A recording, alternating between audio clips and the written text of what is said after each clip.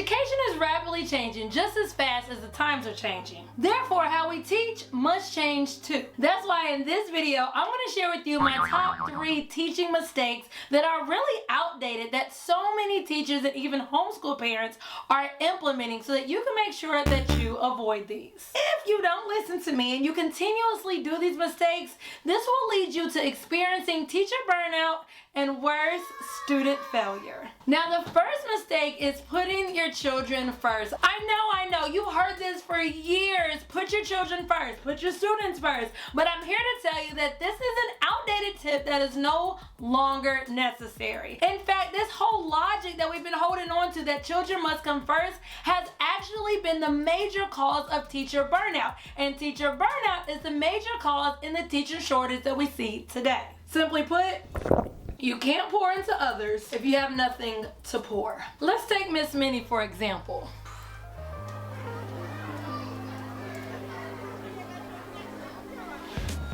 Miss Minnie, what are you doing? What? My toenail chipped during close reading, so I have to repaint it. Miss Minnie, they're fighting. Get back to work. You better be lucky I just finished.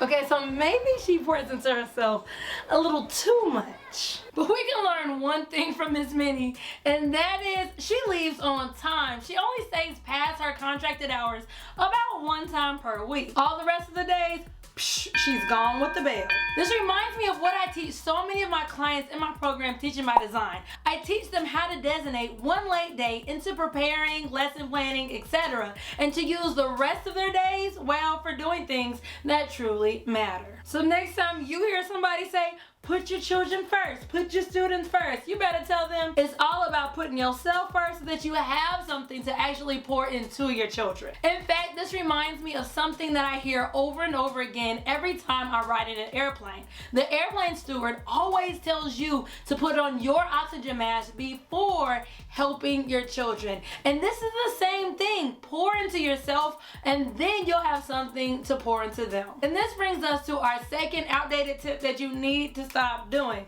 And that is sticking to what you've already done. Now, when I first started teaching, I could just teach. Shut my door and just teach. But now with all these new methods, these kids are so confused nowadays. I know.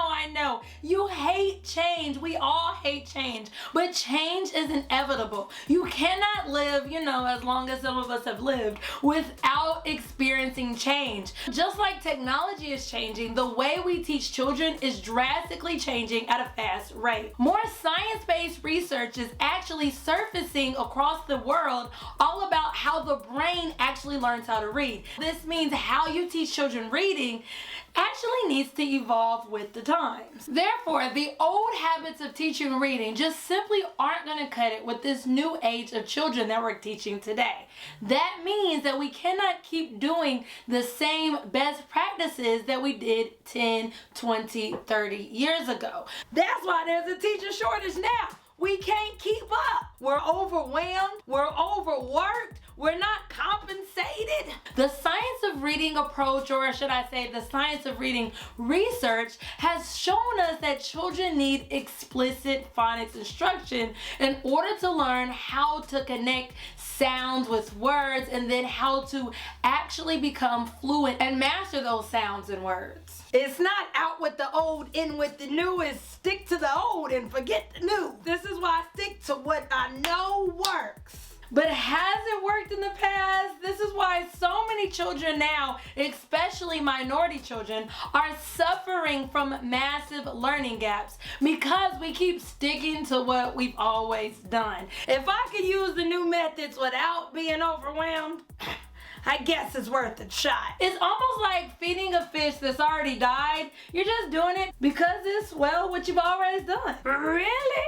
Now that's your example? I mean, we can go back and forth, but I like data. And data shows with all of the old way of teaching, yeah, these learning gaps are real. I guess that data does look bad, huh? If I could use the new methods without being overwhelmed, I guess it's worth a shot. Let's just go to the next one. Our next outdated tip that so many teachers do is they give tests without any plan for remediation. Alright, so the first test I have for you guys is over the Fry 100 sight word list. Then, when you are finished with that assessment, we are going to do a fluency check. Then, when you're finished with your fluency check, we're gonna do an assessment over main idea. It's almost like wanting to go to Disney World and you get in the car, but you have no GPS. Like, you're not fully prepared to complete the mission at hand. Assessments allow us to know what children know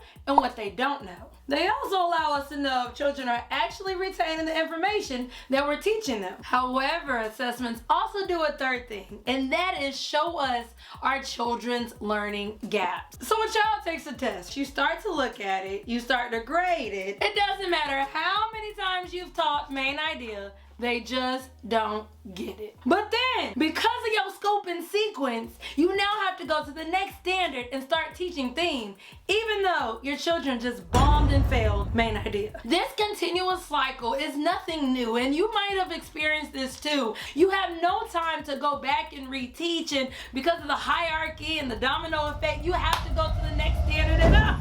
Are you feeling me? This leads to massive learning gaps in so many children. I guess that makes sense. So don't just approach an assessment without having a plan of action in place. Don't just give them a test without already knowing how and when you are going to remediate all of those wrong answers. This will help me know what you guys know and what you guys don't know. So you know what they don't know, then what? Miss Young, do you know what you're gonna do after you give the test? Then I give another test?